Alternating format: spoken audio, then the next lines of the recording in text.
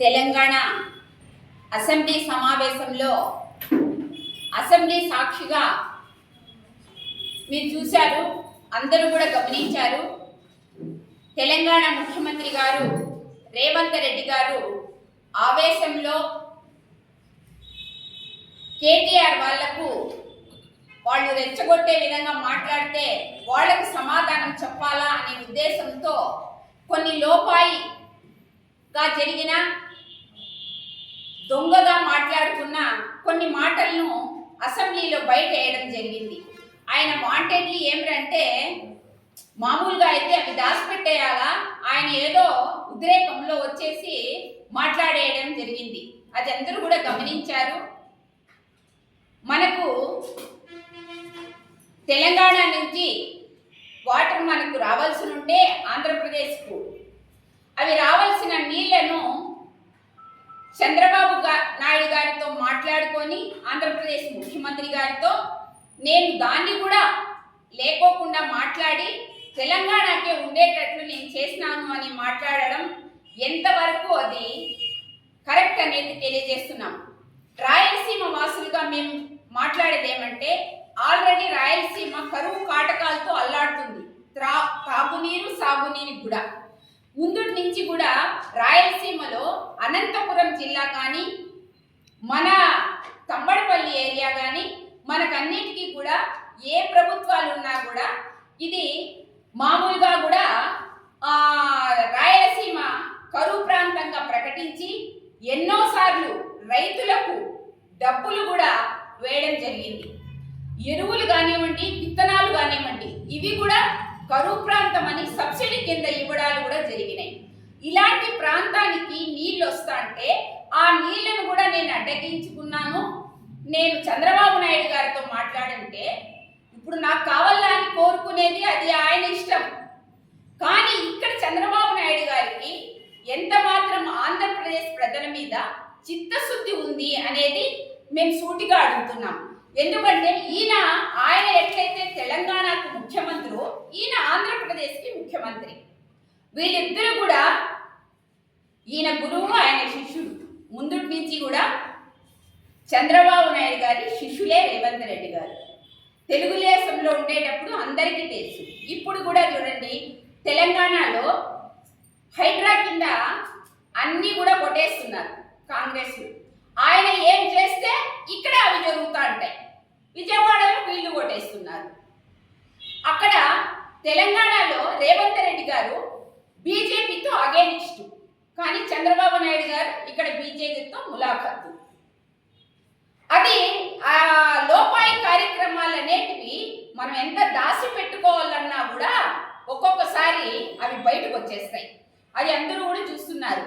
వాళ్ళు బీజేపీని ఆడ తిడుతూ ఉండేదే నేను కాంగ్రెస్ అనడము, మళ్ళా ఈయన బీజేపీతో ములాఖాత్ అవ్వడం, మళ్ళీ ఇద్దరు కలిసి ఒప్పందాలు చేసుకోవడం, అన్నింటితో కలిసి మెలిసి భాయి అని పని చేసుకోవడం అందరూ కూడా గమనిస్తున్నారు. అందరికి కూడా తెలిసిన విషయం ఇది. కానీ ఈరోజు వాళ్ళ ఇష్టానుసారంగా వాళ్ళు చేసుకునేది కాక, ఈరోజు రాయలసీమ ప్రాంత వాసులకు మీరు చేసిన అన్యాయం ఎప్పటికి కూడా రాయలసీమ ప్రాంతం వాళ్ళు మర్చిపోరు. ఎందుకంటే దేవుడు అందరికీ కూడా గాలి నీరు అనేది ఫ్రీగా అందించడం, అందరికీ సమానంగా రావడం అనేది దేవుడు పుట్టించిన సృష్టిలో మానవాళికి ఇది హక్కు.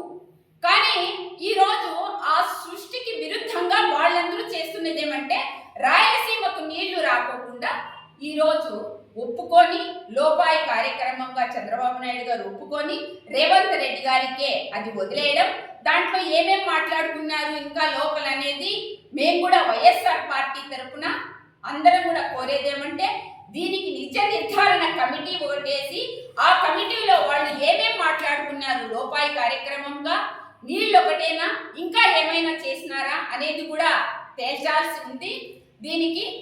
కానీ మా రాయలసీమ వాసులకు తీరని అన్యాయం జరుగుతుంది కాబట్టి దీని ప్రజలందరూ కూడా స్పందించి మాకు రావాల్సిన వాటాలు ఆంధ్రప్రదేశ్ రెండుగా విడిపోయిన తర్వాత తెలంగాణ ఆంధ్రగా అప్పుడు మేమైతే కూడా శ్రీకృష్ణ కమిటీ ద్వారా కానివ్వండి, మేము మాట్లాడుకున్న ఒప్పందాల ద్వారా కానివ్వండి, ఏమేమైతే ఇవి మాకు ఉండాలా అని మాట్లాడుకున్నామో అవన్నీ కూడా మాకు సబ్స్టెంట్గా కరెక్ట్గా న్యాయబద్ధంగా మాకు రావాల్సిందే. లేకుంటే ప్రజలందరూ కూడా తిరగబడే రోజు వస్తుంది. ప్రజా ఉద్యమాలు స్టార్ట్ అవుతాయి. ఇప్పుడే మదనపల్లి మీద ఒకటి జరుగుతా అంటే, రాయచోట్లో ఇంకోటి జరుగుతా అంటే, ఇప్పుడు నీళ్ళ సమస్య ఒకటి రేకెత్తించినారు. కాబట్టి మదనపల్లిలో కూడా కరువు కాటకాలతో ఎన్నో సంవత్సరాలుగా మనం నీళ్లు ట్యాంకర్ల ద్వారా కొని తాగిన దాఖలాలు ఉన్నాయి. ఆ ట్యాంకర్లలో లేడీస్ ముంచుకుంటూ కూడా కొట్లాట్లు జరిగి పోలీస్ స్టేషన్లకు పోయి ఎన్నో గతాలు కూడా జరిగిపోయినాయి. కానీ రాజశేఖర్ రెడ్డి గారు ఉండేటప్పుడు మనకు అనంతపురం జిల్లాకి నీళ్ళు వచ్చేదానికి ఆయన ఎంత కష్టపడ్డారు. అక్కడ ఈరోజు అనంతపురం జిల్లాలో పంటలు పండుతూ అక్కడందరూ కూడా రైతులు బాగుండేటప్పుడు ఇప్పుడు ఇక్కడ ఇంకా కరువు అట్లే కటకటలాడుతా ఉంది. ఈ టైంలో ఆయన నీళ్ళు ఇచ్చేయడం ఇది ఎంతవరకు సమంజసము? జగనన్న కూడా చాలాసార్లు మీటింగ్లో చెప్పారు. ఏమనంటే, నేను ఎవరితో ఎట్లా ఉన్నా ఆంధ్రప్రదేశ్కు ఏవేవైతే రావాలో తెలంగాణ నుంచి దాంట్లో నేను ససేమిరా అంటే ఒప్పుకునేది లేదు. నాకు రావాల్సిన వాటా నీళ్ళ వాటా నాకు రావాల్సిందే అని చెప్పేసి ఆ రోజు కూడా మాట్లాడడం జరిగింది. కాబట్టి మేము వైఎస్ఆర్ పార్టీ తరఫున దీనందరినీ కూడా ఖండిస్తున్నాం.